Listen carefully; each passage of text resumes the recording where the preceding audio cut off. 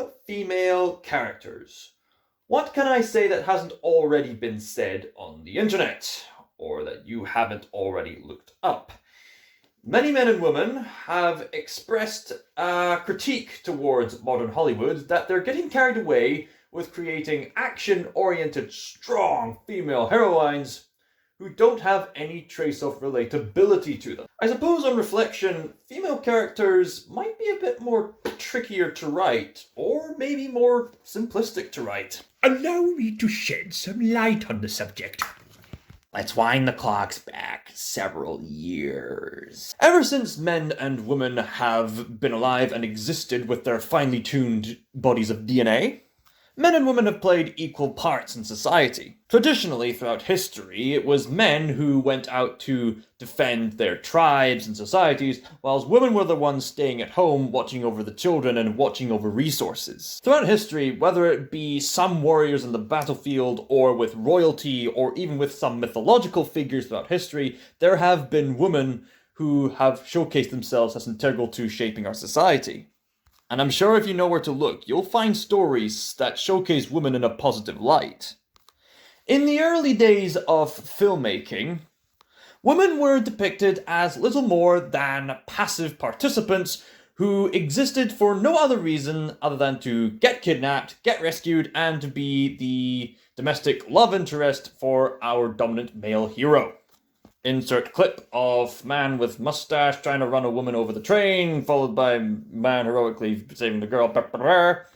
It's no surprise then that many depictions similar to this that were more and more frequent at that time are now seen as somewhat sexist. After all, women are more nuanced than that. I mean, we have queens all throughout history, for Pete's sake. They had to rule the lands. And in later years, thankfully, we've had more nuanced female characters. Thankfully, in later years, we've had genuine female characters who showed genuine strength and virtue. Unfortunately, Hollywood has set up a tricky new trend, which is really getting on the nerves of most people on the internet. Including women, mind you. They come from one extreme of women being very passive to women who are very aggressive. In early Hollywood, women were damsels in distresses.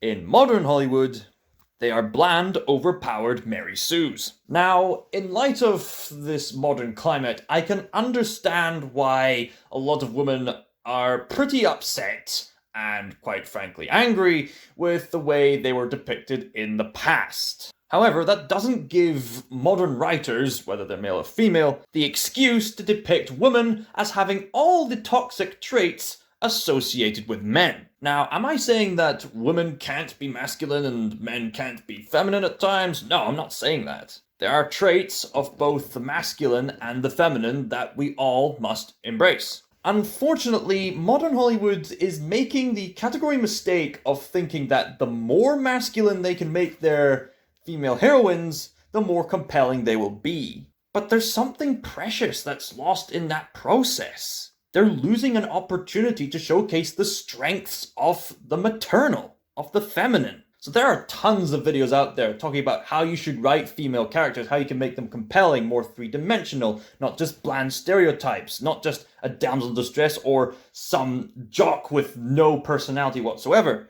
I'm going to make a different kind of video. And this video is meant to make you think.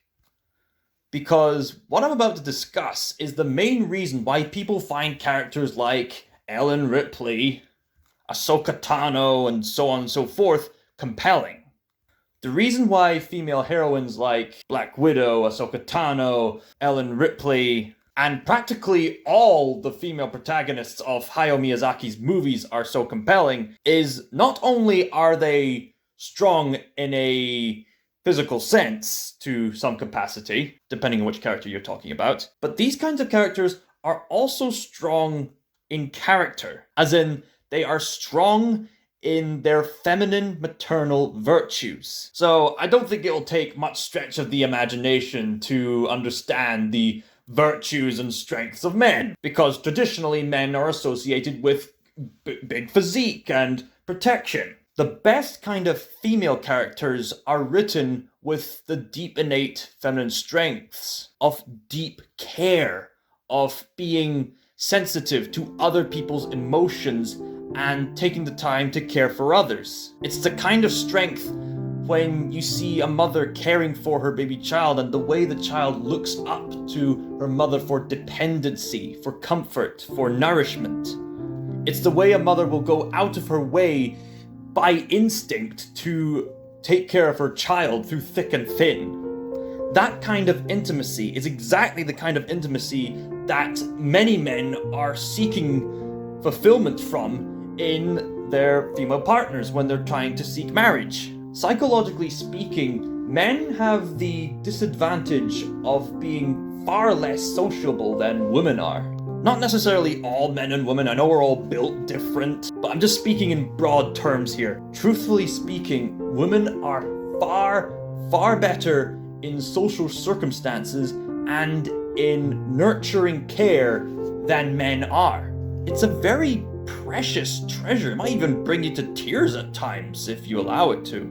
So, which female characters best exemplify that kind of nurturing strength, and which female heroines do not? Well, seeing how it's in recent memory, why not start off with two Marvel heroines?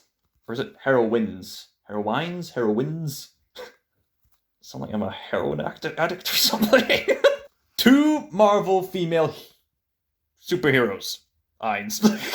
It should be obvious to any MCU fan that Black Widow is a far more compelling character than Captain Marvel. I know people who utterly despise Captain Marvel with every fiber of their being, and I know that the internet just keeps singing the praises of Black Widow's character, unless you count her single movie, which kind of bloated a few things. But still, she was quite compelling for what that movie was worth. Anyway, at face value, you might think, Captain Marvel is far stronger than Black Widow by having some of the most overpowered skill set out of all the heroes. And she saved countless other planets. Whereas Black Widow there, she used to work for the enemy. That makes her bad in comparison. You'd think that at face value. And both characters certainly go through their journey. And their journeys involve a lot about trying to figure out who they are and where they fit in existence. And both characters do show some weaknesses in their journeys that they must overcome. I'm going to be honest, when I saw Captain Marvel at first, even like several times, I didn't see Captain Marvel as a mercy because she had to overcome amnesia. However, thinking about it now, I've realized that Captain Marvel doesn't really grow as a character at all. Sure, she has her amnesia thing to solve, but the reason so many people really don't like this character is because she doesn't go through much growth on a personal basis. The script and the characters try to tell us that her emotions are getting in the way, but we never see Captain Marvel express that much emotion. It's mostly neutral and determined all the way through, for the most part. Yes, it is inspiring to see her keep getting up no matter the odds throughout her years, but the reason people don't find Captain Marvel compelling is that she doesn't have a personal crisis to overcome at all. And as a result, you get a character who may be fun to watch on screen, but upon further reflection you realize her character development is very shallow, and you realize she didn't really overcome anything personal. Black Widow, on the other hand, is the complete opposite. For context sakes, Black Widow used to be an enemy spy. For context sakes, Black Widow used to be an enemy assassin, until she repented of that and started working for S.H.I.E.L.D. Throughout Black Widow's story, it's clear that she's very haunted by her past, in the way that she was brought up to be an assassin and in her career as an assassin. As she works with the Avengers team, she finds herself growing quite close to them. Over time, Black Widow eventually overcomes her traumatic past by finding strength in her friendships with the Avengers team. And this arc is much more compelling for people because not only do people spend more time with Black Widow, but her inner conflict is shown to us. And not just with flashbacks and with the hallucinations from Scarlet Witch she has to overcome, but also in how she emotes.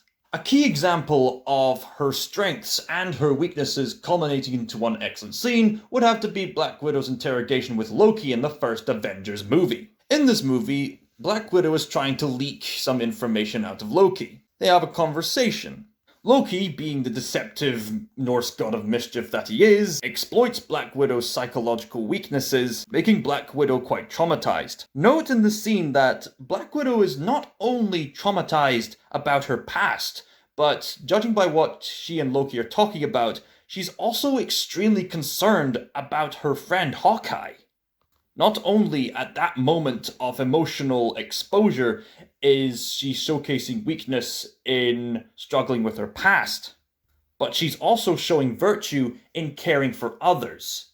Her sense of care has grown since she repented of being an enemy assassin. She emotionally retorts, "You're a monster." Loki smiles and retorts back, "No, you brought the monster." Black Widow snaps back to a neutral expression, and cleverly manages to figure out that Loki intends to make Bruce Banner turn into the Hulk to wreck the helicarrier. At that moment, we are seeing Black Widow's feminine strengths in social understanding. She was able to trick the villain into exposing a crucial part of his plot. And that kind of exploit probably wouldn't have worked for the charismatic Tony Stark, or even for Loki's brother rival Thor. Let's transition from superheroes to fantasy and sci-fi. I'm going to talk about Ahsoka Tano. No, I'm not talking about Rey. No, I'm going to talk about Teela from He-Man Masters of the Universe Revelations. Teela and Ahsoka Tano have a lot in common. Both have been sidekicks for the main characters of their respective franchises, and both wield sword-like weapons. And both find empowerment over time. The difference, of course, is that Ahsoka Tano is seen as much more virtuous in the fact that she learns from her failures, and over time becomes a much more better person because she learned from her failures. Teela, as depicted in the Netflix show He-Man Masters of the Universe Revelations, on the other hand, is probably the worst example on how not to write a strong female character. Or best example of how not to write a female character? Throughout the runtime of the show, Teela comes across as a person who hardly ever acknowledges any faults she may have. In fact, she's rather negligent and prideful, and even when persuaded to save the world, she still comes across as negligent and prideful. During her quest to save her world in part 1, there comes across a scene when she has to enter hell and be confronted by her deepest psychological fear. Now, in a premise like this, for writing purposes, having your character confront their deepest psychological fears is crucial for character development, so in concept, this doesn't seem like a bad thing.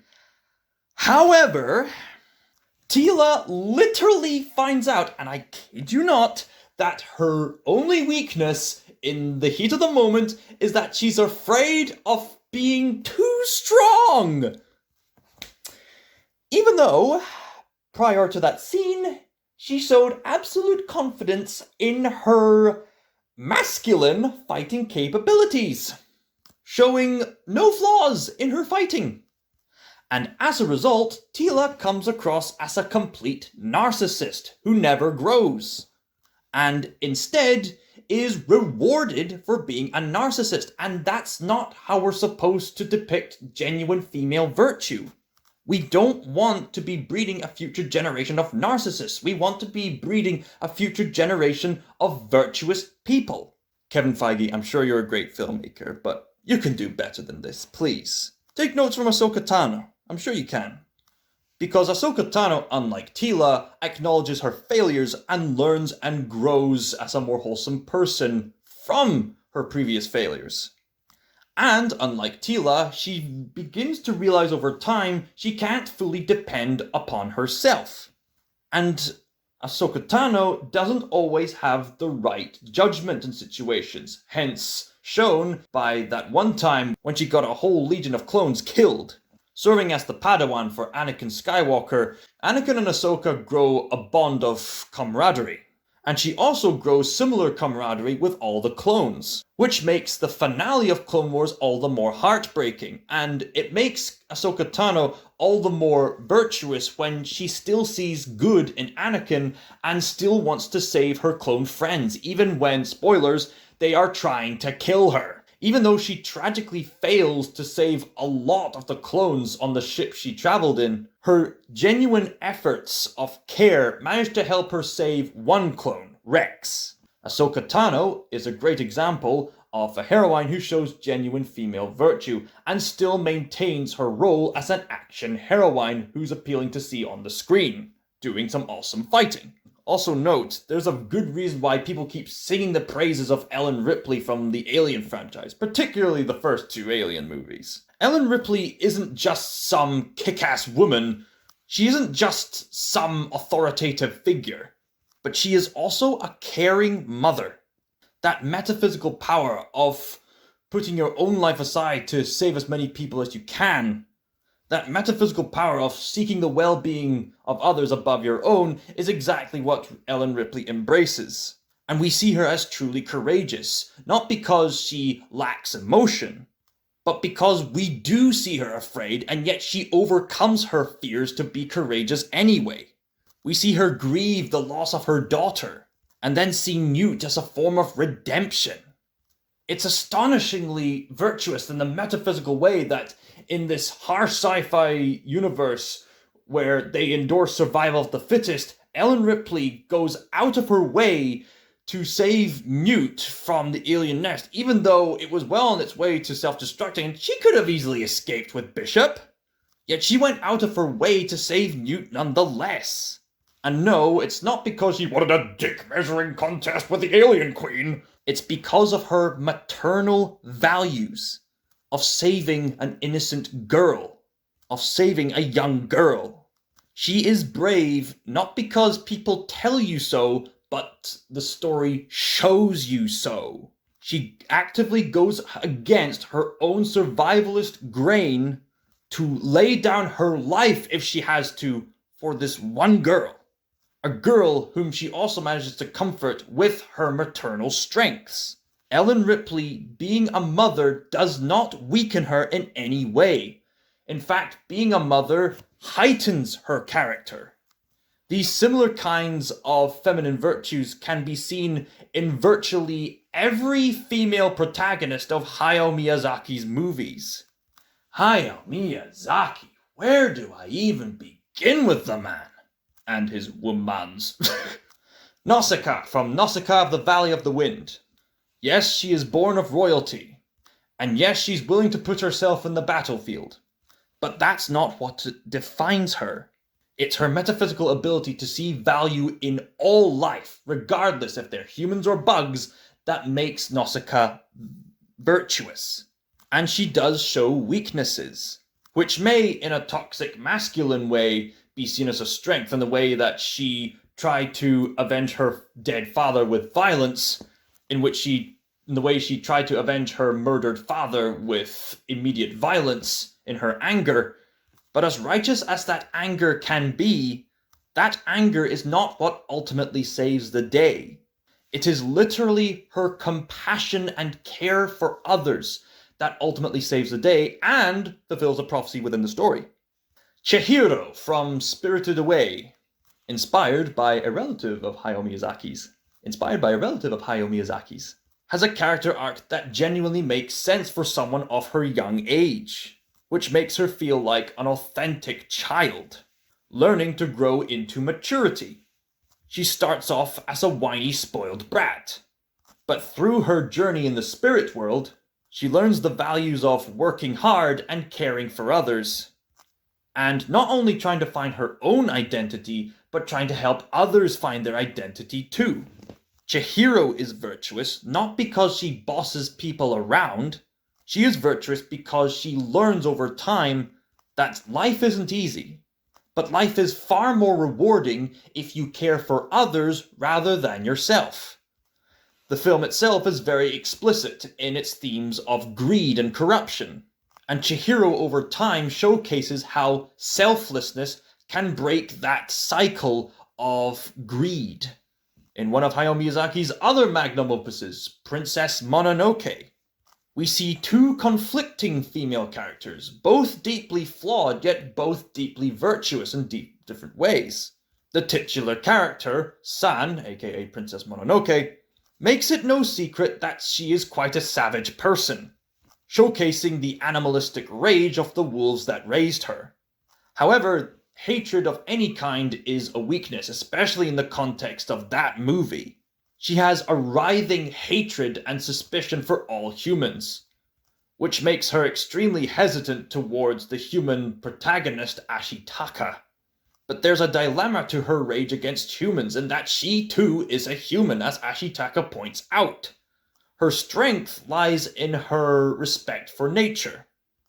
And over time, her arc comes from how Ashitaka helps San to realize that in a way, she needs to apply her respect towards nature towards other humans, including herself, over time. That's not really explicitly said in the film, but given the nuanced themes in the movie, that ought to be implied.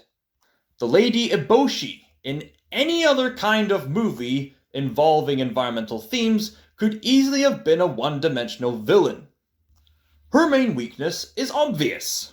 She's cutting down trees and causing much of the conflict in the film. She clearly has little respect towards nature. However, when Ashitaka gets to know Lady Eboshi, she's actually very virtuous in her own ways, in the way that she cares for other human beings who practically had nowhere else to turn to. She even goes out of her way to care for lepers who were practically outcasts in society. She even goes out of her way to protect lepers who were seen as outcasts in society. Since both these characters are equally flawed and virtuous in equal ways, it further serves the theme of the film that hatred towards anybody doesn't solve anything. Empowerment of the action-oriented type in this situation does not solve the problem, it makes it worse. But over time, the two women learn through Ashitaka that if they put their hatred aside, they'll make some genuine good change. My last example for this video is quite frankly one of my favorites. And I'm sorry, I'm going to keep saying the praises for this show because, quite frankly, it deserves it. Violet Evergarden. This titular protagonist showcases great feminine virtue whilst also in a very sick and bizarre way being an action heroine. Whilst also in a tragic way being an action heroine. What makes her a compelling character is the fact that she has a compelling emotional arc. She starts off as an emotionally numb child soldier. At the beginning of her story, we see how Violet takes everything at face value and practically has little understanding of emotional intelligence whatsoever. Yes, she is very skilled. Yes, she is skilled in a very practical way. Yes, Violet Evergarden is quite practically intelligent. Yes, it is true that Violet Evergarden is practically intelligent, but she finds it very hard to fit into society because all she's ever known up to that point is war and violence. Over the course of the story, she takes on the job as a ghostwriter with the goal of trying to understand emotions. And in her progress of becoming a professional ghostwriter, she has a few stumbling blocks and failures. She doesn't always understand feelings correctly. But slowly over time she starts to understand. And the more she begins to understand, the more she begins to learn about empathizing with others. And the more she learns about empathizing with others, the better she becomes at being a ghostwriter. She grows from being emotionally stunted to emotionally empathetic by being able to relate to more and more clients. Clients who, like Violet, have also experienced traumatizing loss of some kind. And it's through their loss, Violet begins to understand more about love. And through her own experiences of loss, she begins to relate to other people's experience with loss. Thus, her character grows. Honestly, I could do a whole analysis of this series. And because she showcases this feminine strength of being... And because Violet gradually grows stronger in this innate feminine strength to socially understand others, every single episode and session throughout the Violet Evergarden franchise, even the ones that don't work as well as others, are important for her journey. She succeeds, she fails. But what's most important throughout this series is that she grows. So I logically conclude that the best way to write genuine female characters of a virtuous heroic type is to not be afraid of genuine feminine strengths. Don't confuse feminine strengths with toxic masculinity, and don't think that being aggressive is always going to work in your female protagonist's favor. Your female hero is meant to be a virtuous woman. Let her act like one. This video has been inspired by several YouTubers I'll give links to. One, I think her name was Emmons. She's an aspiring writer. I'd also like to give a shout out to KM Whalen. She does excellent advice on writing. And recently, I've made a new friend called Malika Ganjay, who lives in England. A Scotsman befriending an Englishwoman? Heresy!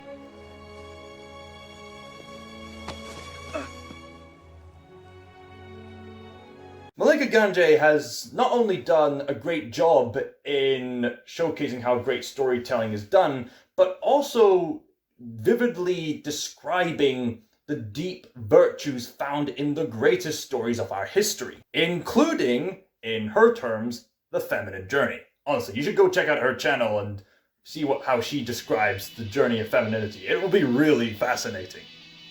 Thank you all so much for watching, and happy late Mother's Day. It's not really Mother's Day here in the UK, it's Mother's Day in America. But why is Mother's Day different from the UK and America? That's kind of weird. Why wouldn't Mother's Day be like celebrated everywhere? Maybe it's a bit more personal and private with country. I don't know.